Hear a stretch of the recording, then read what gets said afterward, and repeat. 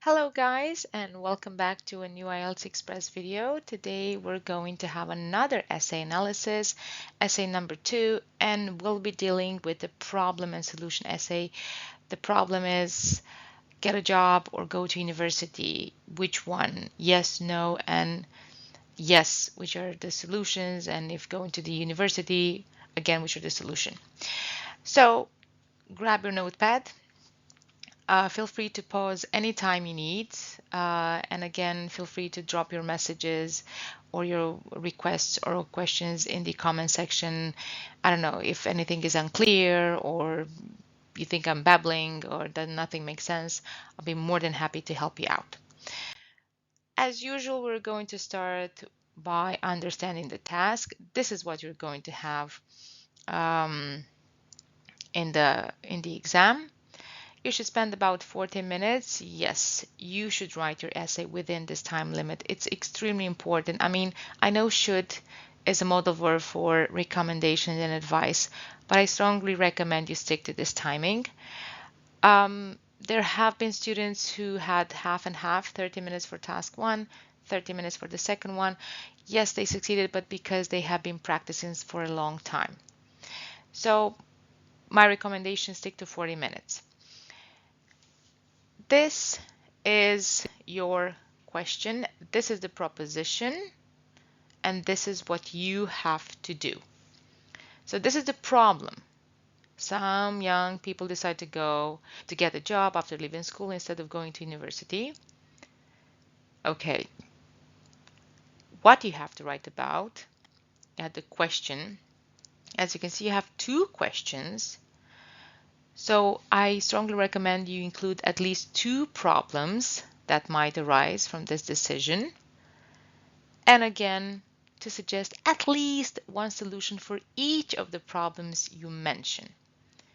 And I'm going to tell you why. Okay, two problems, but then you want me at least one solution for each problem. So basically more solutions. Yes, yeah, we need to have more of them. Then, as usual, don't forget to include reasons and examples from your own knowledge and experience to support your answers and ideas, and make sure you're not under length. Otherwise, you're going to get penalized. We're moving on to the second part of our lesson, planning the essay.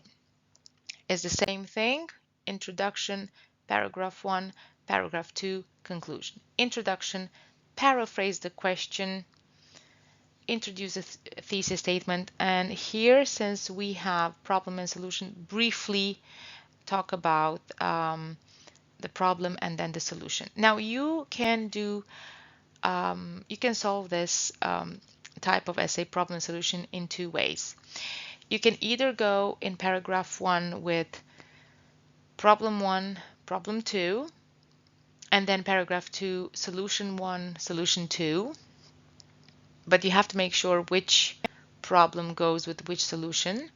Or you can go problem 1, solution 2, problem 2, solution 1, solution 2. I strongly recommend you go with the second approach because it's easier to figure out which one goes with which. And you have problem, you deal with it, solution. Either way, it doesn't matter the way you choose to do it. It has to be very clear and logic, and everything has to be coherently written. Otherwise, you're going to be penalized um, um, for your essay not being coherent enough. So you're going to be penalized for coherence and cohesion. And then, of course, conclusion, in which you have to restate what you have written in introduction, with the mention that you shouldn't be introducing any new solutions or problems that you haven't discussed in paragraph 1 and paragraph 2. All right, we're done with understanding the task. Let's move on and talk about our model answer. Of course, we're going to start with the introduction. And we have here a paraphrase. When they leave school, the paraphrase of the statement from the writing task. Many students feel they need to earn a salary, so go get a job. They therefore take the decision not to go to university. Okay, so the problem is they want to get a job. This is the problem. What can the solution be? And we have the first paragraph. We start with the topic sentence.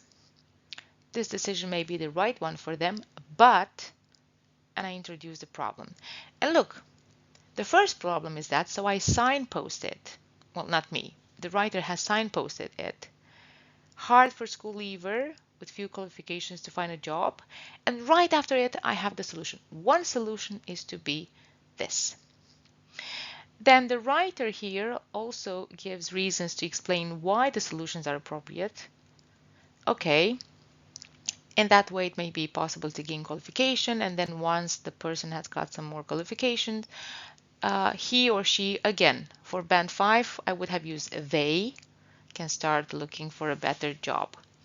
And then we've got another solution. Remember what I told you? Yeah, one problem but many solutions. Another solution is this and that. And of course, don't forget to introduce examples. It's very important. For example, a mechanic or an electrician. And that's it. You have a 1, 2, 3, 4, 5, 6 sentence paragraph, which is doable. So this is paragraph 1. I'm moving on to another problem, which is signposted. Another problem is going straight to work after leaving school. Okay. Is hard.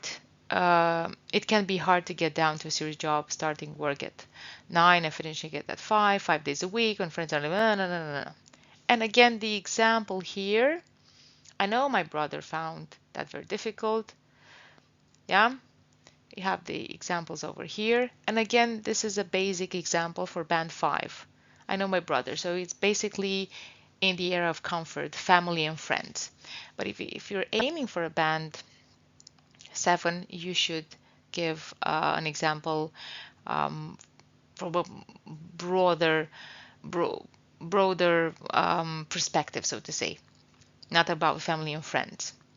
You can say that usually for students who take a part-time job or a full-time job, it might be difficult to strike a balance between work, school work, and a job, to complete the assignments, prepare for finals, so on and so forth. And even the vocabulary is a little bit more advanced.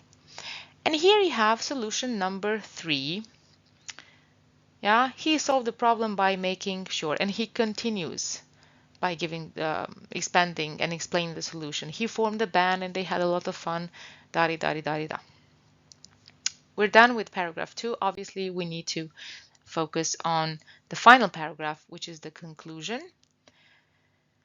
As I told you in the previous tutorials, you need to use a word phrase to signpost your conclusion, be it to sum up. In conclusion, don't use anything science fiction, in a nutshell.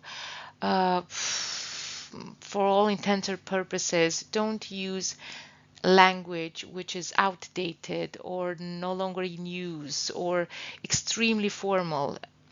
I know that the IELTS essay is read by an examiner. You're writing it for an educated audience. However, you're not preparing your diploma paper to present in front of a 300 people in a auditorium. Yeah, keep it simple. Don't overdo it. Don't use big words. And as you can see, this conclusion summarizes the main point of view. Although there are problems, it's not too difficult to find solution to these problems. The conclusion doesn't contain any other new ideas, and it restates your main idea from the introduction. And guess what? You're done. Less than 10 minutes. Oh my God, this is a record for me as well, because I'm a talker and I talk all the time. Thank you very much for watching. This was an essay analysis number 2. Don't forget to subscribe to my channel and turn notifications on, because I'll be posting more lessons either on vocabulary or grammar, or how to write task 1 summaries or task 2 essays, depending on the band score that you need to achieve. Give me a thumbs up if you like this one. Share with your friends, anything that might help this channel grow. Thank you very much for putting up with me and the dogs who are literally insane right now. I'm not really sure what's happening. And I'll see you next time with a new lesson. Take care of yourself. Keep practicing. Bye bye.